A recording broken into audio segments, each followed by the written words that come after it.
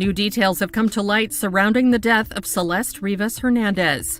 3 weeks after the body of the 15-year-old was discovered in the front trunk of a Tesla registered to singer David, her death certificate has been released, stating that the teen was not pregnant, nor had she been pregnant in the last year, per the document obtained by TMZ. A car sat too long on a steep road that never lets anything sit. It took a ticket, then a tow, then a smell at the lot that made people stop pretending it was just another abandoned vehicle with a dead battery. Workers opened the front compartment, the spot most drivers forget exists, and the quiet around them changed. Inside the trunk was a teenage girl the city knew from missing posters and late-night worry. Dates lined up like cold little markers. Ticketed on the 3rd, towed on the 5th, discovered on the 8th. For days, people walked past that Tesla, glanced at it, and moved on. Life in the hills does that to you. Makes you think every mess belongs to somebody else. But this wasn't just a mess. This was the moment a private disaster became a public story. The name attached to the plates yanked the story out of the tow yard and dropped it into your timeline. The car was registered to a rising artist whose tracks most people have heard, even if they don't know they've heard them. Tour dates went dark. A team said he'd talked to detectives. Comment sections lit up like stadiums. The math seemed simple. Famous car, terrible discovery, must be open and shut. Except it wasn't. Investigators didn't announce a suspect. The medical examiner didn't rush an answer. And that made viewers mad, because the internet loves a villain more than it loves the process. Still, the process is what decides what's true. The quiet part no one wants to hear is the one that matters in court. Conclusions have to be earned, not declared. Her name was Celeste, and her timeline had gaps you could fall into. She'd been reported missing before. She'd turned corners in life that kids aren't supposed to turn. Teachers worried. Friends whispered. Family tried to bring her home from places where home doesn't fit. When her body was found on September 8th, she was 1 day shy of turning 15. That number alone punches the air out of your chest. 15 is learner's permits and group chats, and the first time you realize your favorite shoes won't make it through winter. It isn't headlines. It isn't a tow report. People hunting for answers online tried to stitch together a year of runaways, rumors, sightings, and posts that might not even be hers. In the middle of that swirl, one question kept floating back to the surface. How does a kid end up there? Attention climbed the hill to a house with a view and more cameras than windows. Detectives served a warrant on a rental linked to the artist's team. No one said much on the record, but the signs were there. Neighbors saw unmarked cars, bags leaving the door, texts in booty scanning surfaces like the home itself was telling a story. Houses do that. So do cars. So do phones. If a device connected to that Wi-Fi, if a door unlocked at 2:17 a.m., if a car door opened and closed in the middle of the night,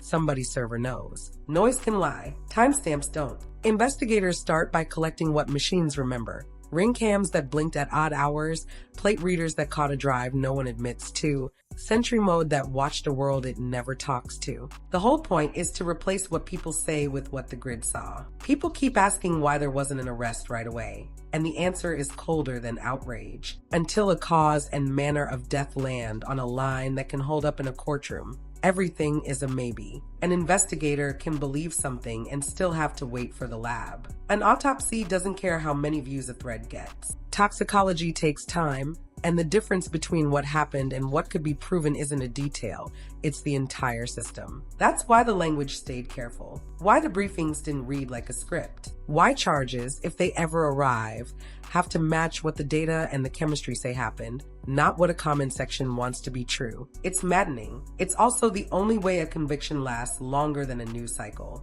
Meanwhile, social media sprinted ahead like it always does, throwing elbows and collecting theories. Strangers built timelines out of screenshots. Fans squinted at old photos to see if they could place a date by a haircut. People who'd never met the family decided who was lying, who was lazy, who was hiding something. Others went after law enforcement for not moving like TV cops move. Somewhere in that noise, a fundraiser started because there's no line item in anyone's budget for burying a child. The family asked for privacy and help in the same breath, which is what families do when everything breaks at once and the world won't stop staring. You could feel two types of grief colliding. The quiet kind you can't hear and the loud kind that pays attention only when it's sure it knows who to blame. If there's a path to the truth, It probably starts with the Tesla. These cars log everything. Opening a door, closing a trunk, every drive session, every sudden stop. Some keep camera footage if storage wasn't wiped or overwritten. The tow yard logs custody. Who moved the car, who signed for it, who complained about that smell and when. City infrastructure fills in blank space. Street cams, curb sensors, readers that ping plates as they pass. Phones add their own trail,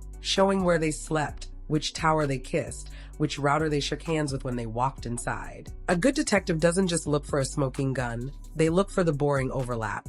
The same time, the same place, the same devices again and again, until coincidence gives up. Then comes the part nobody posts because lab work has no punchline. Blood, fibers, trace compounds that tell you where someone was even when the person can't. Environmental markers that match a room. Stomach contents that timestamp a meal. And yes, the careful question no one wants to say out loud. Whether anything was done after the fact to hide what happened. It's not cinematic. It's not fast. It's just relentless. Cases don't get solved by speeches.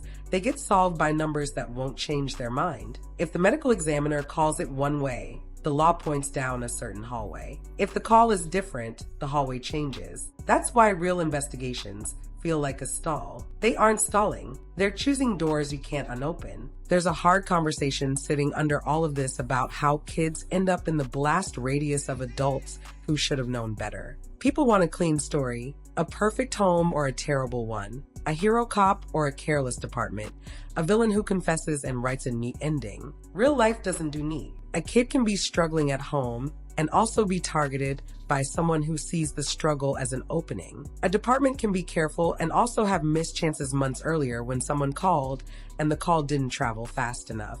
An artist can be cooperating and still have every step examined with a microscope. More than one thing can be true at the same time. That isn't a loophole.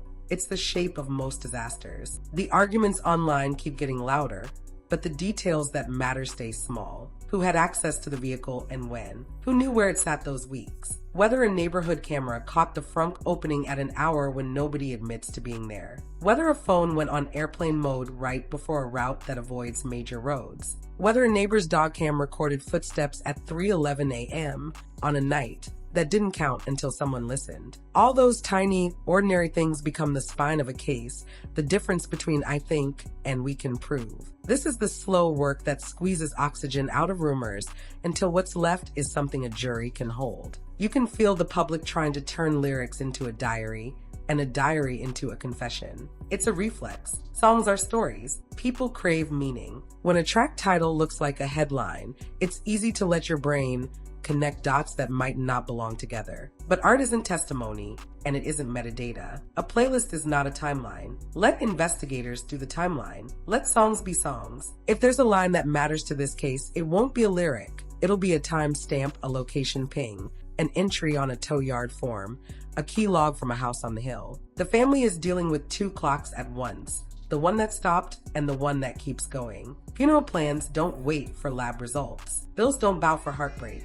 People will say the wrong thing right to their faces, and strangers will lecture them in the comments about how grief should look. They'll hear that they didn't act fast enough, and also that they overreacted. They'll be judged for staying quiet and judged for speaking. That's the awful math of public mourning. It has rules nobody follows and standards nobody meets. The only human way through is narrow and full of tripwires, and they have to walk it anyway. If the case moves, it'll move because a piece of data refuses to be ignored. Maybe a phone puts someone at the car during a window everyone swears is empty. Maybe a camera catches a reflection in a neighbor's window. Maybe telemetry shows an opening sequence for the frunk that only happens with a specific access method. When something like that drops, investigators stop speaking in maybes and start speaking in wills. Warrants sharpen. Interviews change tone. The room gets smaller for anyone who's been treating this like a game. That's how quiet technical facts become very loud consequences. There's a temptation to treat the police as if they either saved the day or ruined it. The truth lives between those extremes. Could earlier missing person calls have been handled with more urgency? Probably. Could resources have been stretched? Priorities rearranged. Something else tried? Maybe. Does any of that remove responsibility from whoever put a child in a car's front compartment and walked away? Absolutely not. Blame isn't a seesaw. You don't have to drop one side to raise the other. You can demand better systems next time and still demand accountability this time. That's not contradiction. That's just being honest. Think about the car again. The most ordinary villain in the story until it wasn't. It sat out there like litter no one wanted to pick up. It gathered dust and judgments. People assumed it belonged to someone richer, busier, louder. The city shrugged. That's how tragedies hide. In plain sight, under paperwork, behind a ticket on a windshield that says deal with this later. Later arrived at a tow lot, and the people who opened that compartment will remember the smell and the silence for the rest of their lives. Call that trauma, call it duty. Either way, they're now a part of a story that no one asked to be in. If you strip away the fame and the fury, you're left with a short list of questions that don't care how viral anything went. Who last had control of the car? Who accessed the frunk? When was she last seen alive by someone who can be verified, not just liked? What route did the vehicle take before it stopped? And who benefits from the gaps? Every real answer narrows the maze. Every false answer creates a new door that someone else will have to close later. Investigations are mostly door work. Open, close, lock, move to the next. Keep doing it until you run out of places to hide. People have floated decoys and doubles and wild theories that feel like TV because TV is easier than grief. Maybe you've seen the threads. Blurry photos from balconies, a stranger at a show who looks like someone, a screenshot of a DM from an account that might be real. Here's the rule that saves you from posting something you can't take back. If a theory falls apart the moment you need a date, a time, a location, and an original source, it isn't a theory. It's a rumor with a storyline. Rumors eat empathy. Once you're feeding them, you stop caring who gets hurt. Don't do that. Not for this. Not for any kid. So where does that leave us tonight? Tomorrow, next week, with a quiet tow ticket that became a siren, with a hillside rental whose door logs matter more than anyone's press statement, with a phone somewhere that knows it was there when someone says they weren't, with a city that has seen enough to be numb and still can't get used to this, with an audience that wants a villain and a verdict by the end of the video. You won't get that here. You'll get something harder and more honest, patience that isn't passive, attention that isn't cruel, pressure for answers, not for drama. If you watch this far, you understand why every word has to carry carefully. We don't need to invent a monster to keep the story moving. The facts are heavy enough. We don't have to vilify a family to explain a tragedy. Grief explains itself. We don't need to pretend songs are confessions. Data will confess for anyone who touched the wrong thing at the wrong time. When the medical examiner speaks, the tone changes. When the lab stamps its results, the case tightens. When the timeline locks, names attached to acts and acts attached to consequences. That's the order that holds. Until then, remember the smallest truth in the file is the one that matters most. A kid didn't get to turn 15. Everything else bends around that. Every argument, every rumor, every clipped headline, every furious post, every defense, every accusation, all of it orbits that one unmovable fact. If you've got a theory, anchor it to something verifiable. If you've got a thought for the family, make it kind. If you've got a lead, give it to people who can use it. And if you've got a heart, keep it open while the boring, necessary work turns the noise down. Because the car is gone from the tow yard. The story isn't, and data doesn't forget. When the truth finally steps into the light, it won't need a hook. It will be undeniable, and the silence that follows will finally mean something.